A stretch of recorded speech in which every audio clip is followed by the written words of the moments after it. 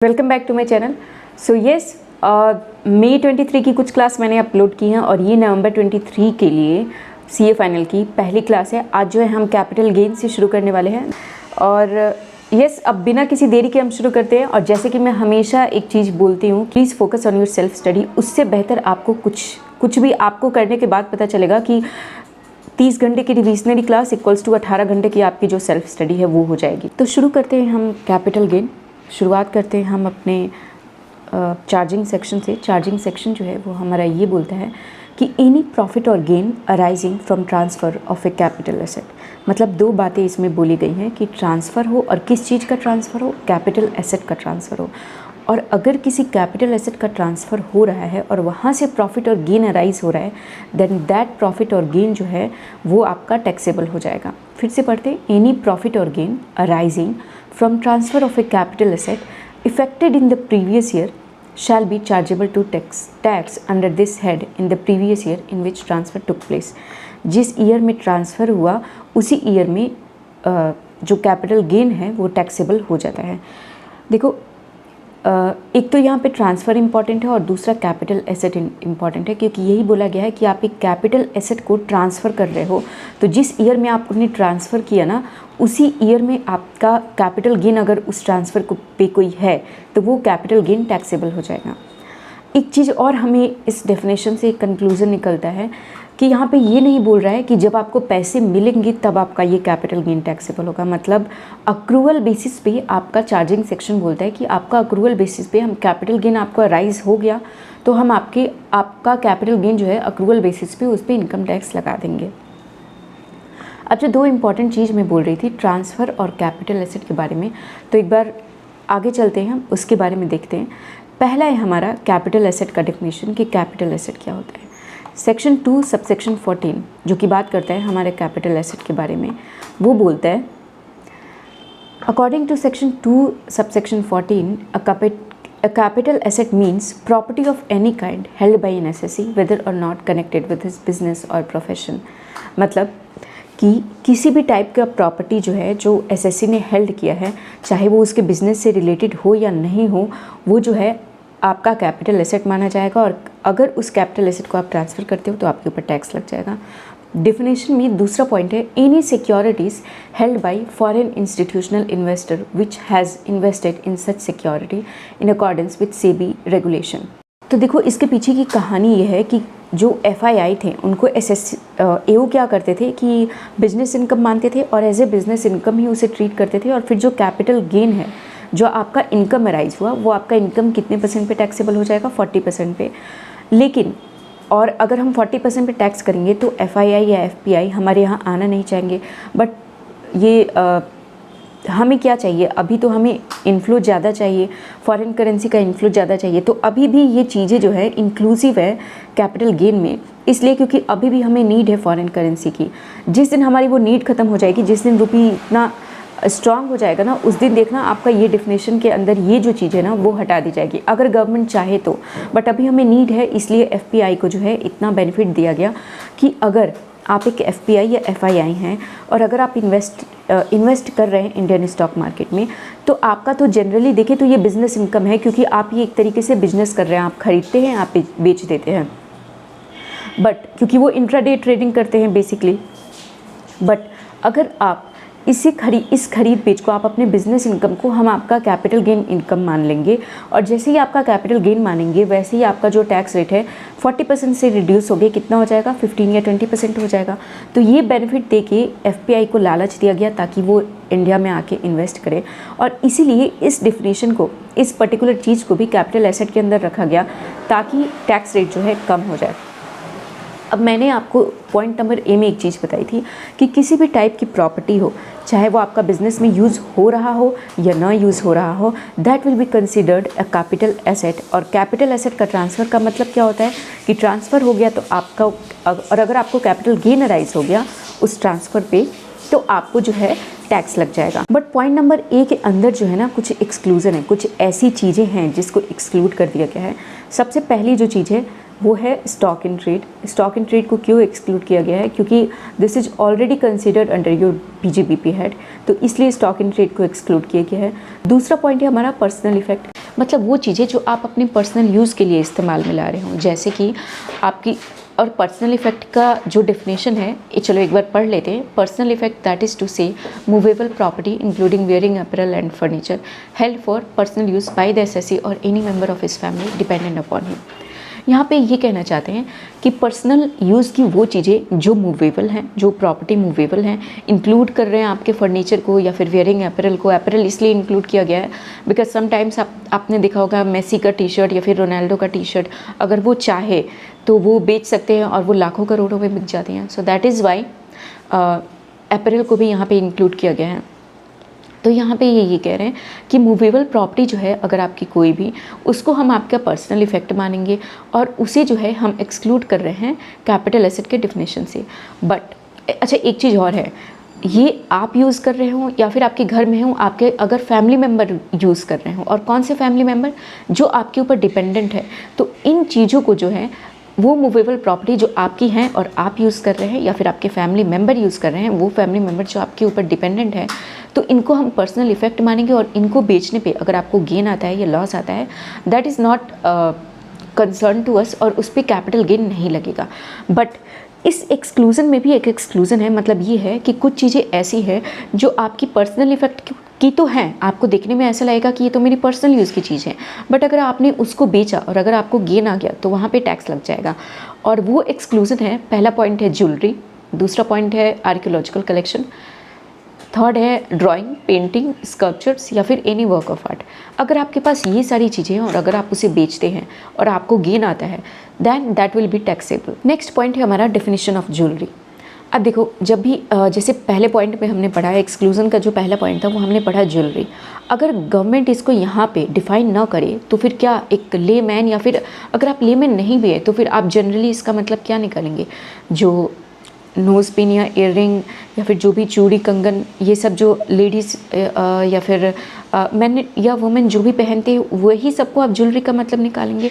But मैंने कुछ ऐसा किया कि मैंने अपने बिकॉज आपको ज्वेलरी का जो एक नॉर्मल डेफिनेशन आपको देखने को मिलता है regular day to day life में, आपने उसको ज्वेलरी समझ ली, बट मैंने कुछ गोल्ड का अपना कुछ बटन बना लिया, ब्रोशर बनवा लिया, कुछ डायमंड के ब्रोशर भी आते हैं, कुछ मैंने अपने सोफ़ा में कुछ ऐसे ज्वेलरी की कुछ चीज़ें हैं जो है लगा दी अपने सोफ़ा को डेकोरेट करने के लिए, तो आप उनको बेचेंगे। ह्यूज अप्रिसिएशन होता है ज्वेलरी वगैरह पे या फिर बुलियन ज्वेलरी वगैरह पे, डायमंड गोल्ड पे ह्यूज अप्रिसिएशन होता है। आपने बेच दिया, आपको गेन हो गया, बट गवर्नमेंट को तो लॉस हो गया क्योंकि आप एक तरीके से इन चीज़ों को बेच रहे हो और यहाँ पे एक ह्यूज अप्रिसिएशन पे गवर्नमेंट जो है टैक्स कलेक्ट नहीं कर पा रही है। इसलिए ज्वेलरी को डिफ़ाइन किया गया कि ज्वेलरी का मतलब सिर्फ ये मत समझना जो आप रोज़ डे टू डे लाइफ में देख रहे हैं या फिर जो आपका नॉर्मल माइंड जो है समझ पा रहा है। ज्वेलरी का डेफिनेशन है, jewellery is a capital asset and the profit or gain arising from the transfer of jewellery held for personal use are chargeable to tax under the head capital gain. ये मैं आपको पहले बता चुकी हूँ कि ज्वेलरी जो है आपका कैपिटल एसेट है, चाहे आप उसे पर्सनल यूज़ में ला रहे हो या नहीं ला रहे हो, बट अगर उसको आप बेचते हो तो आपका जो कैपिटल गेन है वो टैक्सेबल हो जाएगा। For this purpose the expression jewellery include the following. Jewellery में इंक्लूसिव डेफिनेशन है, कुछ चीज़ें इंक्लूड की गई हैं। पहला पॉइंट है ornament made of gold, silver, platinum और एनी अदर प्रेशियस मेटल और any alloy containing one or more such precious metal, whether or not containing any precious, semi precious stone, whether or not worked or sewn into any wearing apparel। देखो, जो general चीज़ें हम समझते हैं, पहले point में तो उन्होंने जनरल चीज़ों को कुछ स्पेसिफिक चीज़ों के साथ मिक्स कर दिया कि ऑर्नामेंट्स जो हैं किससे बने हुए हो, गोल्ड के हो, सिल्वर के हो, प्लैटिनम के हो या फिर अदर किसी प्रेशियस मेटल के बने हुए हो। पर्ल वगैरह की भी ज्वेलरी आती है जो कि काफ़ी महंगी होती है, तो गोल्ड, सिल्वर, प्लैटिनम या फिर अदर किसी प्रेशियस मेटल के बने हुए हो, या फिर एलॉय। एलॉय मीन्स हो गया आपने सिल्वर, गोल्ड या फिर डायमंड को मिक्स करके बना दिया, सो दैट इज़ एलॉय। तो या फिर और एनी एलॉय कंटेनिंग वन और मोर सच प्रेशियस मेटल, मतलब किसी एलॉय को जो एक से ज़्यादा कोई प्रेशियस मेटल को मिक्स करके आपने बनाया है। वेदर और नॉट कंटेनिंग एनी प्रेशियस और सेमी प्रेशियस स्टोन, ये हो सकता है कि उस पर जो है आजकल बहुत सारी ज्वेलरी ऐसी भी आती है ना, बहुत सारी क्या, अब तो 90% ज्वेलरी ऐसी आती हैं जिसमें वन और मोर प्रेशियस मेटल इंक्लूड होते हैं और उसमें कुछ महंगी स्टोन्स वगैरह भी लगे होते हैं। तो आपने उसके ऊपर स्टोन लगाया हो या नहीं लगा हो, स्टिल अगर वो वन और या वन और more than one precious metal से इंक्लूड करके बनी हुई है, एलॉय है या फिर कोई एक प्रेशियस मेटल भी है, still that will be covered under the definition of jewellery. आगे बोलते हैं वेदर और नॉट कंटेनिंग एनी प्रेशियस और सेमी प्रेशियस स्टोन, आपको बता चुकी हूँ। वेदर और नॉट वर्कड और स्वेन इनटू एनी वेयरिंग अपैरल, आपने अपने किसी वेयरिंग अपैरल पे उसे सिलवाया हो या ना सिलवाया हो, still that will B inclusive. कहना क्या चाहते हैं, चाहे आपने बहुत सारी, अगर आपको पता होगा बनारस में जो पहले जो साड़ियाँ बिकती थी उन पे जो है सिल्वर का काम होता था। बहुत पुरानी अगर कोई बनारस की साड़ी है तो उसको आप खोल के देखिए, आजकल की नहीं बट बहुत पुरानी जो बनारस की साड़ी होती थी, यही इसीलिए एक्चुअली फेमस भी होती थी, उस पर प्रेशियस मेटल का काम हुआ करता था। तो अगर वो किसी वेयरिंग अपैरल पे स्वेन है या नहीं है, still that will be considered as a definition of jewellery और वो आपका कैपिटल एसेट माना जाएगा।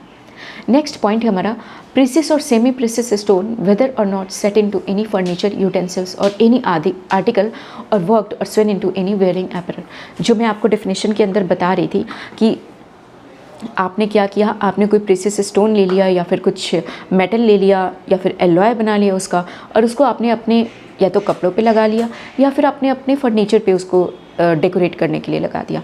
तो आपने चाहे उसको अपने वेयरिंग अपैरल पे लगाया हो या फिर अपने फर्नीचर या अपने यूटेंसिल्स पे लगाया हो, स्टिल वो जो है आपका डेफिनेशन ऑफ ज्वेलरी में इंक्लूसिव एक चीज़ आती है, वो आपका डेफिनेशन ऑफ ज्वेलरी के अंदर कवर होगी। और अगर आपने उसे बेचा तो कैपिटल एसेट मान के हम उस पर अगर कैपिटल गेन हुआ तो टैक्स कर देंगे।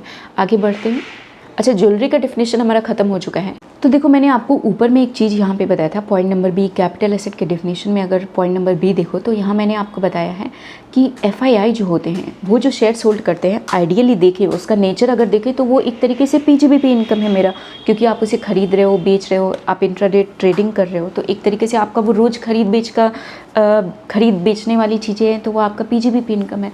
बट स्टिल हमें चाहिए कि एफआईआई अभी इंडिया में इन्वेस्ट करे, अभी हमें बहुत ज़रूरत है फॉरेन करेंसी की, हमारे पास फॉरेन करेंसी आए, तो इसलिए यहाँ पे उनको उस चीज़ को, उस एसेट को जो है हम पीजीबीपी में ना ले जाके हम उन्हें उसे कैपिटल एसेट बनाया, उनको टैक्स रेट का बेनिफिट दिया। अब मैंने कहा एफआईआई, तो पहले ये मेरा जो नेक्स्ट पॉइंट है वो उसी एफआईआई से रिलेटेड है। अब मैं आपको ये बताने वाली हूँ कि एफआईआई का मतलब क्या होता है। देखो एफआईआई का कुछ इतना खास मतलब नहीं होता है, सिंपल सी चीज़ होती है कि ये इन्वेस्टर्स होते हैं, और इन्वेस्टर जो है ये सेंट्रल गवर्नमेंट नोटिफाई की हुई होती है अपने ऑफिशियल गैजेट में कि this and this person is FII. When I say person, person does not mean individual. Generally जो है ये फंड्स होते हैं, तो ये वो फ़ंड के नाम गवर्नमेंट अपने ऑफिशियल गैजेट में नोटिफाई करती है कि ये जो फंड्स है इनको हम नोटिफाई कर रहे हैं, ये एज एन एफआईआई वर्क करेंगी, और एओ के पास इसका इन्फॉर्मेशन होता है कि ये जो है एफआईआई हैं और उनकी जो टैक्सेबिलिटी है फिर उसके अकॉर्डिंग होती है। अच्छा, आते हैं अब अपने मेन पॉइंट पे। हम दो चीज़ें पढ़ चुके हैं, दो एक्सक्लूजन पढ़ चुके हैं। अब आते हैं हम अपने थर्ड पॉइंट पे। जो थर्ड जो चीज़ है जो कि गवर्नमेंट ने एक्सक्लूड की हुई है कैपिटल एसेट मानने से, वो है rural agricultural land in India. देखो इन इंडिया अभी मैं यहीं तक पढ़ी हूँ, इसके पहले आके जाऊँ मैं आपको एक चीज़ बता दूँ। अगर आपका रूरल एग्रीकल्चरल लैंड है और अगर आपका वो फॉरेन में है तो वो यहाँ पे एक्सक्लूजन में नहीं आती है, उसका इनकम होगा तो वो टैक्सेबल हो जाएगा। बट सिर्फ वो एग्रीकल्चरल लैंड जो कि इंडिया में है, तो वो एग्रीकल्चरल लैंड जो है वो आपके टैक्सेबिलिटी से बाहर रखी गई है, क्योंकि वो आपका कैपिटल एसेट ही नहीं माने जाते। अब देखो which is not situated in any specified rural agricultural land in India, that is agricultural land in India which is not situated in any specified area. Land situated within the specified urban limit would fall within the definition of capital asset, and transfer of such land would attract capital gain tax. मतलब यहाँ पे अगर specified limit में नहीं है तो specified limit जो है अभी हम आगे पढ़ने वाले हैं, यहाँ पे ये बोल रहे हैं कि अगर स्पेसिफाइड लिमिट में नहीं है तो फिर उस लैंड को जो है हम एग्रीकल्चरल लैंड मान लेंगे। तो इस चीज़ को, इस एग्रीकल्चरल लैंड को समझने के लिए हमें पहले ये समझना पड़ेगा कि वो लिमिट क्या है। तो लिमिट जो है आपको टेबल में ये जो दिख रही है वही है लिमिट। मैं एक बार इसे स्क्रॉल कर देती हूँ। एक्चुअली इसका जो बाइफिकेशन है वो बेस्ड है एरिया पे और उस एरिया में बसे हुए पॉपुलेशन पे। अगर आपकी कोई भी एक म्यूनिसिपैलिटी है, इसे म्यूनिसिपैलिटी को कंटेनमेंट बोर्ड भी बोलते हैं आप, because this is my personal note और अभी तक ये आपके पास नहीं होंगी, तो आपकी बुक में म्यूनिसिपैलिटी या कंटेनमेंट बोर्ड कुछ भी लिखा हो सकता है। या फिर और भी अदर कोई नाम लिखी हो सकती है। तो अगर म्यूनिसिपैलिटी है और with in the jurisdiction of municipality अगर पॉपुलेशन जो है 10,000 से ज़्यादा है, आप अपने आसपास के एरिया की म्यूनिसिपैलिटी को सर्च कर लेना, अगर वो पॉपुलेशन 10,000 से ज़्यादा है और अगर वहाँ पे अगर आपकी कोई एग्रीकल्चरल लैंड है, तो वो एग्रीकल्चरल लैंड जो है वो आपकी एग्जेम्प्ट नहीं है, वो आपका टैक्सेबल हो जाएगी, वो जो है आपकी कैपिटल एसेट के डिफिनेशन में कवर होती है। क्योंकि एग्रीकल्चरल लैंड समझने के लिए हमें समझना पड़ेगा, वो एग्रीकल्चरल लैंड को ऐसे डिफाइन करते हैं which is not covered in a specified limit. Land situated within the specified urban limit would fall within the definition of capital asset. मतलब कि अगर स्पेसिफाइड लिमिट के अंदर अगर कोई लैंड फॉल करती है तो वो अर्बन लैंड होगी और उसे कैपिटल एसेट मानेंगे। तो उस स्पेसिफाइड लिमिट में सबसे पहले जो लिमिट है वो ये है कि अगर आपकी कोई म्यूनिसिपैलिटी है और उस म्यूनिसिपैलिटी का पॉपुलेशन 10,000 से ज़्यादा है, तो वो 10,000 से ज़्यादा वाली पॉपुलेशन की जो म्यूनिसिपैलिटी है उसके अंदर अगर आपका कोई एग्रीकल्चर लैंड है तो वो कैपिटल एसेट है, और अगर आपने उसे बेचा तो that will B capital gain and taxable under this head. उसके बाद ये बोलते हैं with in the distance measured aerially from the local limit of municipality. मतलब देखो मैं आपको यहाँ पे ऐसे बताती हूँ। सपोज़ करो कि ये है आपका, ये म्यूनिसिपैलिटी का लिमिट है और आपके पास एक ये है। अब जो है आपने डिस्टेंस एरियली मेजर किया, ये अप टू 2 किलोमीटर है, ये जो डिस्टेंस है वो आपका 2 किलोमीटर है, ठीक। तो इस 2 किलोमीटर, ये जो छोटा वाला आपका जो सर्कल दिख रहा है दैट सर्कल इज़ म्यूनिसिपैलिटी का जो एरिया है वो म्यूनिसिपैलिटी का एरिया है, और ये जो बड़ा सर्कल है आपका, ये बड़ा circle is the up to distance measured aerially 2 kilometre तक का एरिया है। म्यूनिसिपैलिटी से 2 किलोमीटर तक का एरिया ये है। तो अगर इस एरिया में, ये जो आपको खाली ये जो दिख रहा है, इस एरिया में अगर आपका कोई लैंड सिचुएटेड है और अगर इस म्यूनिसिपैलिटी का जो पॉपुलेशन है वो more than 10,000 but less than 1 lakh है, तो फिर ये जो 2 किलोमीटर तक के एरिया में अगर आपका लैंड फॉल करता है ना, तो that will be covered under the head capital asset, और आपका जो है कैपिटल गेन टैक्स लग जाएगा। नेक्स्ट पार्ट पे चलते हैं। Up to 6 kilometre and population के बारे में बोल रहा है कि less than 1 lakh but more than 10 lakh rupees. देख लेते हैं एक बार इसको भी। देखो एक सिंपल सी चीज़ है, वो आपको क्या बोलना चाहते हैं, वो आपको बोलना चाहते हैं कि सपोज़ करो ये आपका म्यूनिसिपैलिटी है, understood? Okay wait,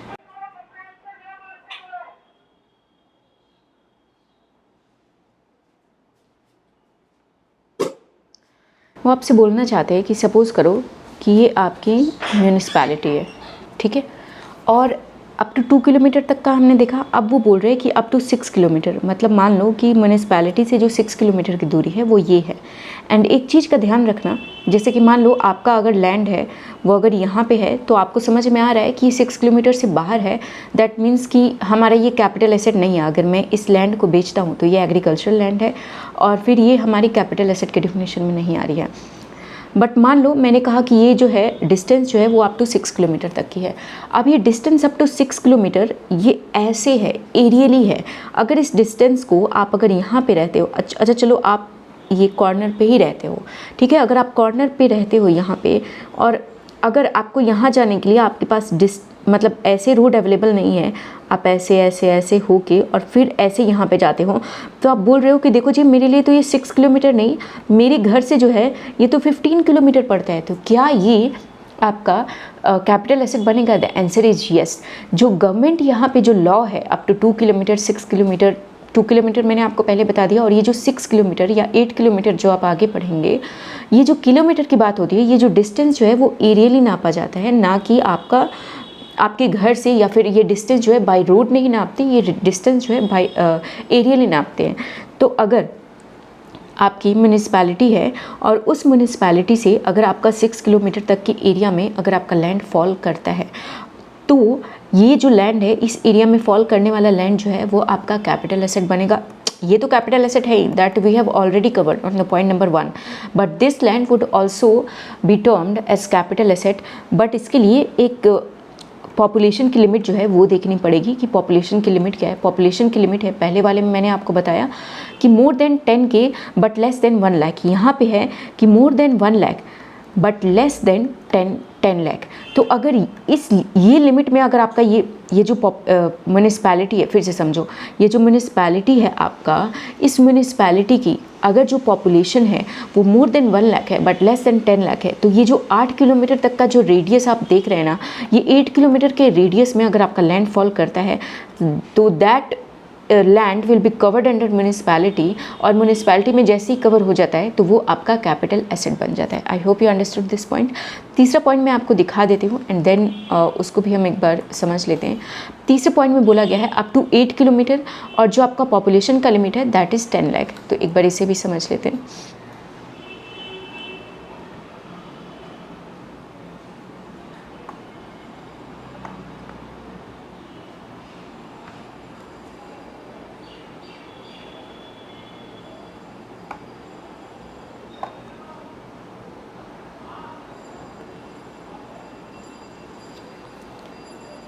third point जो है वो हमारा ये बोलता है, आते हैं अपने फिर से उसी पॉइंट पे। सपोज़ करो ये आपकी म्यूनिसपैलिटी है, ठीक है, और आपका जो है ये जो रेडियस बन रहा है या आपका 8 किलोमीटर तक का रेडियस है या आपका 8 किलोमीटर, सेम चीज़ है। अगर आपका ये म्यूनिसपैलिटी का अगर पॉपुलेशन मोर देन 10 लाख है, मोर देन 10 लाख, क्योंकि इसके ऊपर हम पहले ही कवर कर चुके हैं, तो अगर ये म्यूनिसपैलिटी का पॉपुलेशन मोर देन 10 लाख है तो ये जो आपका 8 किलोमीटर तक के रेडियस में अगर कोई भी लैंड फॉल करता है तो वो लैंड जो है वो कैपिटल एसेट माना जाएगा, और उसको बेचने पे जो गेन राइज हुआ that will be your capital gain, और वो टैक्सेबल हो जाएगा in the previous year in which you have transfer this land.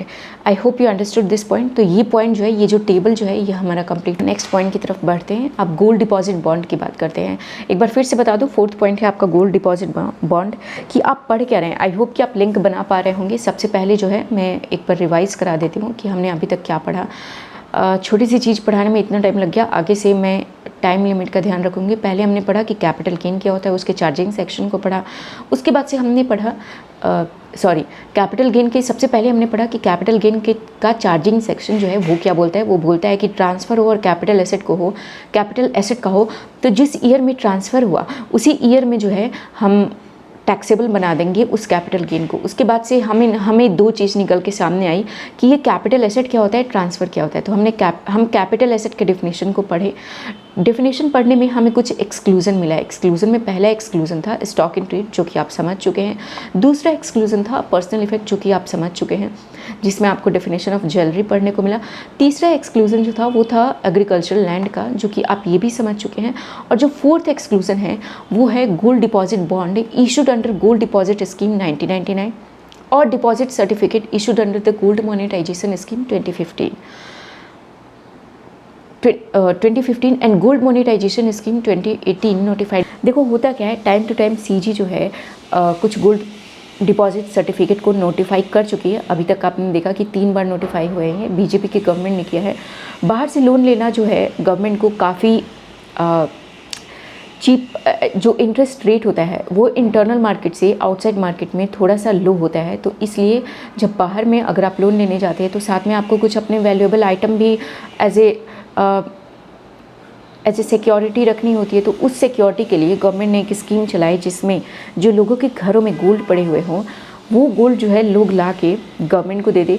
Government उस गोल्ड पे आपको 1% का इंटरेस्ट दे देगी और उस गोल्ड को as a security outside market में रख देगी, वहाँ से लोन ले लेगी और फिर उस लोन को जो है यूज़ कर लेगी और लोन बाद में जो है पे कर देगी। गवर्नमेंट को 2 फ़ायदा होता है कि जो इंटरेस्ट होता है वो आपको, इंटरेस्ट जो है 1% हो गया, लोग हिचकेंगे भी नहीं, क्योंकि ये जो ऑर्नामेंट्स या फिर ज्वेलरी वगैरह होती है वो आपके रेगुलर यूज़ में हमेशा तो आती नहीं है, कभी कभी यूज़ होता है। तो अगर आपको चाहिए तो आप वापस गोल्ड भी ले सकते हैं या फिर उतने अमाउंट का मनी ले सकते हैं जितना अमाउंट का आपने गोल्ड गवर्नमेंट को दिया है। गवर्नमेंट का यहाँ पे ये फ़ायदा होता है कि उसे इंटरनल मार्केट से जो लोन का हायर इंटरेस्ट रेट पे करना होता है, बाहर के मार्केट में उसे लोअर इंटरेस्ट रेट पे मिल जाता है, तो वो उसके लिए एक आसान चीज़ होती है। तो गोल्ड वहाँ पे रख देती है as a security and then loan मिल जाता है आराम से। तो ये था आपका 4th पॉइंट, जो gold monetisation, gold deposit bond जो है वो आपका कैपिटल एसेट नहीं माना जाएगा। इसका मतलब क्या हुआ, कैपिटल एसेट नहीं माना जाएगा। तो अगर आप कल को आपके पास ये अगर गोल्ड डिपॉजिट बॉन्ड है और अगर आप ट्रांसफ़र करते हैं और आपके ऊपर अगर आपको अगर कैपिटल गेन अराइज हो गया तो ये कैपिटल गेन जो है टैक्सेबल नहीं होगा, क्योंकि ये आपका कैपिटल एसेट ही नहीं है। और नेक्स्ट इसमें ये पॉइंट है कि इंटरेस्ट जो है जो कवर होता है गोल्ड डिपॉजिट बॉन्ड में, गोल्ड डिपॉजिट बॉन्ड में जो मैं आपको बता रही हूँ कि 1% इंटरेस्ट मिलता है, that interest is also exempt. तो आपका कैपिटल गेन भी एग्जेम्प्ट हो गया, आपका इंटरेस्ट भी एग्जेम्प्ट हो गया, आपको कोई टैक्स नहीं देना, आपको साथ में इंटरेस्ट भी मिल रहा है। तो लोगों को ज़्यादा फ़ायदा मिले और ताकि लोग अपना गोल्ड देने में हिचके नहीं, इसके लिए गवर्नमेंट जो है ये बेनिफिट लेकर के आई कि ना ही हम आपको कैपिटल गेन को टैक्स करेंगे और ना ही आपको इंटरेस्ट को टैक्स करेंगे। आपका गोल्ड हमेशा यूज़ होता भी नहीं है, तो आप इससे अच्छा हमें दे दो, और जब भी आपको चाहिए आप इसको जो है या तो गोल्ड वापस ले लो या फिर गोल्ड के बराबर की आप मनी वैल्यू वापस ले लो। So this was your fourth exclusion under the head capital asset. Okay, section 2 sub section 47 transfer का डेफिनेशन अब हम पढ़ने वाले हैं। दो चीज़ मैंने आपको, जब हम कैपिटल चार्जिंग सेक्शन पढ़ रहे थे तब मैंने आपको दो वर्ड बोला था, पहला बोला था ट्रांसफ़र और दूसरा बोला था कैपिटल एसेट। तो हमने कैपिटल एसेट तो समझ लिया, अब हम समझते हैं थोड़ा सा transfer. Act contain an inclusive definition of the term transfer. Accordingly transfer in relation to a capital asset include the following type of transaction. मतलब ट्रांसफ़र का जो है एक इंक्लूसिव डेफिनेशन है जो आपको यहाँ पे 7 चीज़ें दिख रही हैं। इसके अलावा भी ट्रांसफ़र के डेफिनेशन में चीज़ें हो सकती हैं, बट यहाँ पे ये 7 चीज़ों को इंक्लूड करके एक ट्रांसफ़र के मीनिंग को समझाने की कोशिश की गई है। पहला है आपका द सेल, एक्सचेंज और रिलिंक्विशमेंट ऑफ एन एसेट। अगर आप किसी एसेट को सेल कर देते हैं, जो भी आपका कैपिटल एसेट है, आपके पास एक लैंड है, एक प्रॉपर्टी है या बिल्डिंग है, आपने उसे सेल कर दिया तो वो आपका ट्रांसफ़र माना जाएगा। आपने उसे एक्सचेंज कर दिया, आपने उस बिल्डिंग को बेच दिया और बिल्डिंग को एक्सचेंज कर लिया। मान लो आपने शेयर से एक्सचेंज कर लिया, तो आपने किसी को वो बिल्डिंग दे दी और आपने शेयर ले लिया। 10 लाख की बिल्डिंग दी और 12 लाख का शेयर ले लिया, तो हम ये मानेंगे कि आपने अपने बिल्डिंग को 12 लाख रुपए में बेच दिया। सेल्स वैल्यू जो है वो 12 लाख रुपीज़ हो जाएगी। आपका कॉस्ट ऑफ एक्विजिशन जो भी आपने बिल्डिंग को खरीदने में मान लो कि 5 लाख रुपये लगाए थे, तो वो आपका COA हो जाएगा। कुछ अगर आपने इम्प्रूवमेंट किया है तो उसका खर्चा हो जाएगा, बट अगर नहीं किया है तो ये जो आपका नेट जो है 12 लाख माइनस 5 लाख 7 लाख जो है आपका कैपिटल गेन निकल के आ जाएगा। तो सेल किया या फिर एक्सचेंज कर दिया या फिर रिलिंक्विशमेंट ऑफ एन एसेट, या फिर आपको एसेट के कुछ राइट्स मिले थे, आपने उस राइट को रिलिंक्विश कर दिया, तो उस टाइम पे भी जो है हम ऐसा मानेंगे कि आपने एक तरीके से इसे ट्रांसफ़र किया है। और अगर आपको कंसिडरेशन कुछ मिल रहा है तो वो कंसिडरेशन जो है आपका फुल वैल्यू ऑफ कंसिडरेशन हो जाएगा और आपके ऊपर कैपिटल गेन का टैक्स लग जाएगा। दूसरा पॉइंट है the extinguishment of any right therein. मतलब कि कभी कभी आप खुद से नहीं रिलिंक्विश करते, आप खुद से सेल नहीं कर रहे, एक्सचेंज नहीं कर रहे हैं, आप अपनी राइट को नहीं छोड़ रहे हैं, बट आपकी राइट खुद ब खुद एक्सटिंग्विश हो जा रही है। मतलब कि जैसे आपका प्रेफरेंस शेयर का रिडम्पशन हो गया, तो प्रेफरेंस शेयर का जब रिडम्पशन होता है तो this is extinguishment of any right. आपका जो राइट है वो एक्सटिंग्विश हो गया। तो आपका प्रेफरेंस शेयर का जो रिडम्पशन हुआ उस पर जो आपको पैसे मिले कंपनी से, दैट इज़ योर FVC, और आपने जितने में ख़रीदा होगा प्रेफरेंस शेयर को वो आपका कॉस्ट ऑफ एक्विजिशन हो जाएगा और आपका यहाँ पे भी कैपिटल गेन निकल के आ जाएगा और फिर आपका टैक्स लग जाएगा। तीसरा है the compulsory acquisition thereof under any law. Compulsory acquisition को तो हम डिटेल में पढ़ते हैं, आपने IPCC में भी पढ़ा होगा, यहाँ पे भी हम थोड़ा सा डिटेल में पढ़ेंगे कि अगर आपका गवर्नमेंट जो है आपके लैंड को कंपल्सरी एक्वायर कर लेती है, समटाइम्स गवर्नमेंट ऐसा करती है, कुछ रोड डेवलप करना हुआ या फिर किसी एरिया को डेवलप करना हुआ, या फिर अगर रेलवे का कुछ नई लाइन या फिर रेलवे ट्रैक जो है बनते हैं और उस पर अगर उस चीज़ को, उस एरिया को डेवलप करने के लिए या फिर उस रोड या रेलवे को डेवलप करने के लिए अगर गवर्नमेंट जो है आपकी प्रॉपर्टी को कंपल्सरी एक्वायर कर लेती है, तो कंपल्सरी एक्विजिशन के टाइम पे गवर्नमेंट आपको कुछ पैसे देती है, वो पैसे आपका FVC बन जाता है। आपने जितने पैसे में उसे ख़रीदा होगा उस लैंड को, वो आपका कॉस्ट ऑफ एक्विजिशन हो जाएगा और इसे ट्रांसफ़र मानते हैं, इसलिए इस ट्रांजैक्शन पे भी कैपिटल गेन लग जाएगा। फोर्थ पॉइंट है the owner of A capital asset may be the owner of A capital asset may convert treated the same into as stock in trade of a business carried on by him. Such conversion या treatment is treated as transfer. यहाँ पे fourth point जो है वो ये कहना चाहते हैं कि आपके पास एक कैपिटल एसेट था जिसको आपने स्टॉक इन ट्रेड में कन्वर्ट कर दिया। इसको भी हम थोड़ा डिटेल में आगे पढ़ेंगे, आपको बताती हूँ। आपके पास एक कैपिटल एसेट था, सपोज़ करो कि आपके पास लैंड ही था, it is an easy example. तो आपके पास लैंड था, आप एक दिन सोचे कि चलो अब मैं ब्रोकर बन जाता हूँ, आप ब्रोकर बन गए और ब्रोकर बनने के बाद से आपके पास जो लैंड थी आपने उसे स्टॉक इन ट्रेड में कन्वर्ट कर दिया। तो जिस दिन आप ये कन्वर्ट कर रहे हैं ना, उस दिन आपका कैपिटल गेन का जो है टैक्स लग जाएगा आपके ऊपर। ये जो है आपका ट्रांसफ़र माना जाएगा जिस दिन आप कन्वर्ट कर रहे हैं, और ट्रांसफ़र मानने के बाद से आपके ऊपर कैपिटल गेन का टैक्स लग जाएगा। अब जैसे ये एक एक्सेप्शन केस है, जैसे मैंने आपको बोला कि अक्रूवल बेसिस पे कैपिटल गेन टैक्स होता है, बट ये एक एक्सेप्शन है जो कि हम बाद में पढ़ेंगे। अभी सिर्फ इतना ही समझो, ये एक इंक्लूसिव डिफिनेशन है। अगर ये ट्रांजैक्शन होती है कि अगर आपने अपने कैपिटल एसेट को स्टॉक इन ट्रेड में कन्वर्ट कर दिया तो that is treated as transfer, और उस पर अगर कुछ गेन आता है तो वो कैपिटल गेन का टैक्स लग जाएगा। फिफ्थ पॉइंट है द मैच्योरिटी और redemption of any zero coupon bond. अगर जीरो कूपन बॉन्ड जो है वो मैच्योर होता है या फिर अगर वो आपका रिडीम होता है तो फिर वो कैपिटल गेन, आपका जीरो कूपन बॉन्ड जो है वो कैपिटल एसेट माना जाता है, और वो आपका जो है कैपिटल एसेट मानने की वजह से ये जो है एक ट्रांसफ़र है और आपके ऊपर कैपिटल गेन का टैक्स लग जाएगा। Six point, possession of any immovable property in consideration or part performance of a contract refer to in section 53A of transfer of property act. यहाँ पे आपको जो है सिर्फ एक चीज़ कहना चाहते हैं कि अगर आपकी कोई इमूवेबल प्रॉपर्टी है, मान लो ये आपकी प्रॉपर्टी है, ठीक, सॉरी, अब इस प्रॉपर्टी को जो है आपने क्या किया, आपने सेल किया। आपने सेल, आपको मैं कब बोलूँ, 1 दिसंबर को आप सेल किया, जो भी डेट मान लें, 22 को आप सेल कर रहे हैं, 1 दिसंबर 22 को। फिर जो है आपने पोजीशन दिया, वो आपने दिया 15 दिसंबर को। आपको कुछ पैसे मिले होंगे, एडवांस नहीं, मतलब आपने सेल किया तब आपको पैसे मिले। आपको लिखती हूँ मैं कंसिडरेशन रिसीव। कंसिडरेशन जो है वो रिसीव हुआ 18 दिसंबर को, और कंसिडरेशन रिसीव हुआ तो जो परचेज़र है वो चाहेगा कि आप रजिस्ट्री भी करवा लो, तो ये हुआ 28 दिसंबर को। अब यहाँ पे जो आपका जो पॉइंट है, कौन सा पॉइंट था, 6 नंबर पॉइंट था, यस, 6 नंबर पॉइंट आपका ये बोल रहा है कि जिस दिन ये आपने पोजीशन जिस दिन आपने किया ना, ये 15 दिसंबर, ये 15 दिसंबर जो है, ये जिस दिन ट्रांजैक्शन हुई, हमें ये बाकी ट्रांजैक्शन से मतलब नहीं है, ये इंसिडेंट जिस दिन हुआ ना, उस दिन हम इस प्रॉपर्टी का ट्रांसफ़र मानेंगे और उसी दिन जो है हम इस पर टैक्स लगा देंगे। टैक्स कैसे लगाएंगे that is a different thing, ये आपको बाद में पढ़ने को मिलेगा, बट इस दिन आपका ये प्रॉपर्टी ट्रांसफ़र की डेफिनेशन में कवर हो गई और अब जो है आपको इस प्रॉपर्टी पे टैक्स लग जाएगा। I hope you understood this point. आते हैं नेक्स्ट पॉइंट पे। 7th नंबर पॉइंट है transaction which have effect of transferring or enabling the enjoyment of an immovable property. अच्छा, 7th पॉइंट के लिए एक एग्जाम्पल दिया हुआ है, this is a better example, मैं कुछ और बोलूँ इससे बेहतर यही एग्जाम्पल है। A person may become member of a cooperative society, company or other association of a person which may be building house flats when he pays an agreed amount, the society etc. hand over possession of the house to the person concerned. No conveyance deed is registered for the purpose of Income Tax Act. The above transaction is a transfer. यहाँ पे आपका जो example है वो आपको ये कहने की कोशिश कर रहा है कि एक पर्सन है जो कि आपके कोऑपरेटिव सोसाइटी का मेंबर बन सकता है। कब बन जाता है वो मेंबर? जब वो कुछ अग्रीड अमाउंट पे कर देता है। तो जैसे ही वो अग्रीड अमाउंट पे किया तो वो कोऑपरेटिव सोसाइटी का मेंबर बन गया।